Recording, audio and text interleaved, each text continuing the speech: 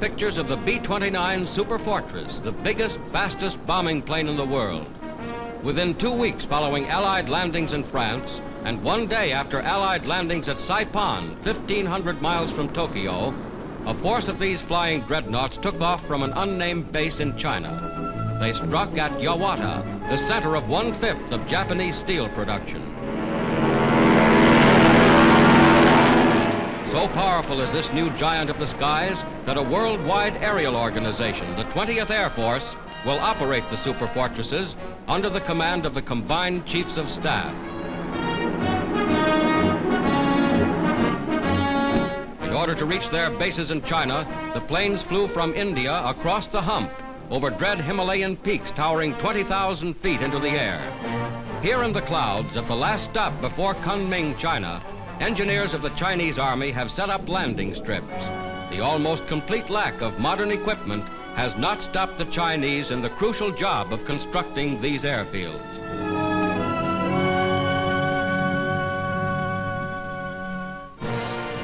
Dwarfing the mighty Fortress and Liberator to medium bomber status, the 8,800 horsepower Superfortress is a global weapon for global warfare.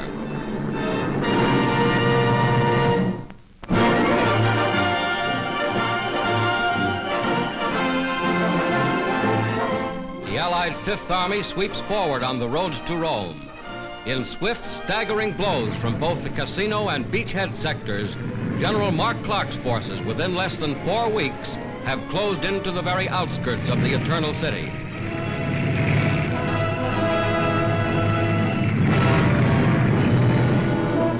Fifth Army battle equipment, assembled in great quantities for this climatic thrust, moves up fast. In the opposite direction go German prisoners to Allied detention camps, part of the 21,000 taken captive in 25 days. The total Nazi casualties in this drive alone have been greater than those of the Allies during the entire Italian campaign. American tanks, after outflanking enemy strong points in the Alban Hills, approached the entrances to Rome. Here, German rear guards made a final stand. Just before the Nazis fell rapidly back, General Clark conferred with his staff and ordered an attack.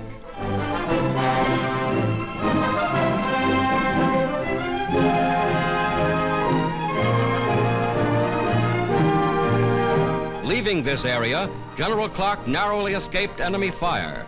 German guns open up immediately. Shells fall on tanks and men in the road. Infantry presses in toward Rome from the city suburbs. The first groups of civilians welcomed the Americans.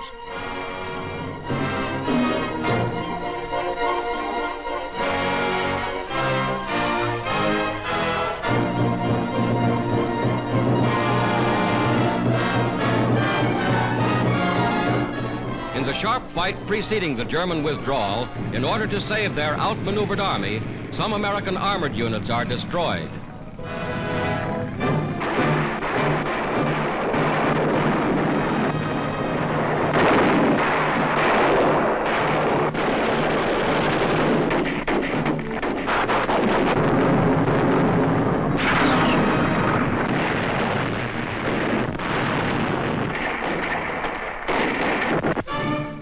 Italian civilian fighters in action behind Nazi lines for months have seized German prisoners. They turn them over to regular Fifth Army forces.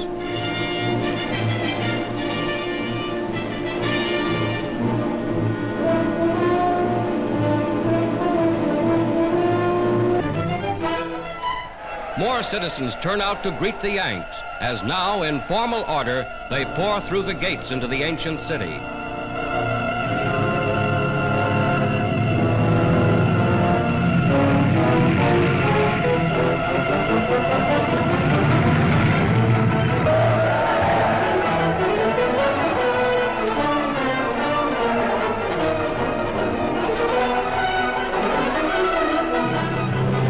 General Clark enters Rome.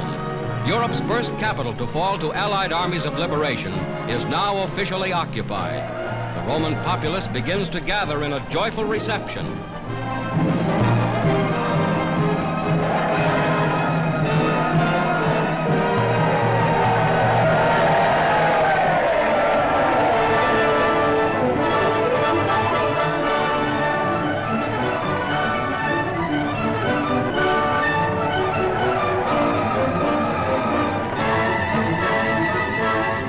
United States, British, and Italian flags fly, as in the heart of Rome, General Clark and his commanders take control.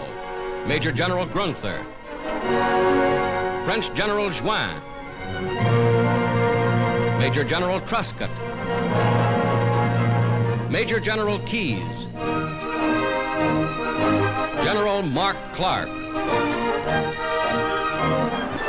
Led by a military band, citizens of Rome organize welcoming ceremonies. After more than 20 years of fascism, they are free again.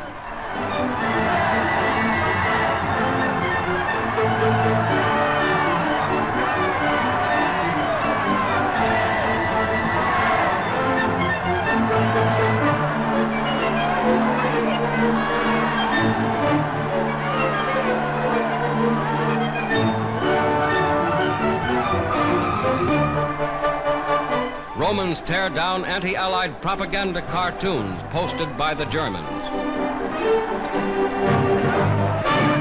A former fascist official is taken through the streets under arrest.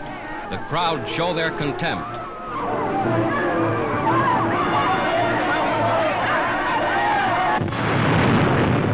A grenade explodes in fascist police headquarters in the city. Mussolini's dreaded secret police had collaborated with the Nazis up to the liberation.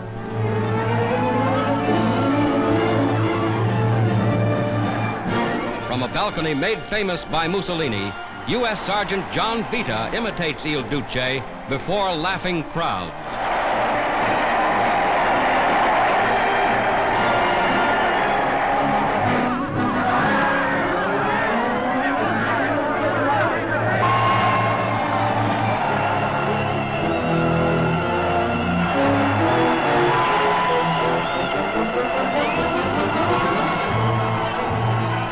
The Fifth Army moves on in rapid pursuit of the enemy. Only necessary holding units are left in the city. But in Rome, eternal city, the Vatican bells of St. Peter's ring in peace. A huge crowd masses in the Vatican Plaza to hear Pope Pius XII speaking to Italians and Allied troops the day following Rome's liberation. 250,000 fill the square, a momentous occasion, a symbol of the thanks which all free peoples feel for the deliverance of a great and historic city.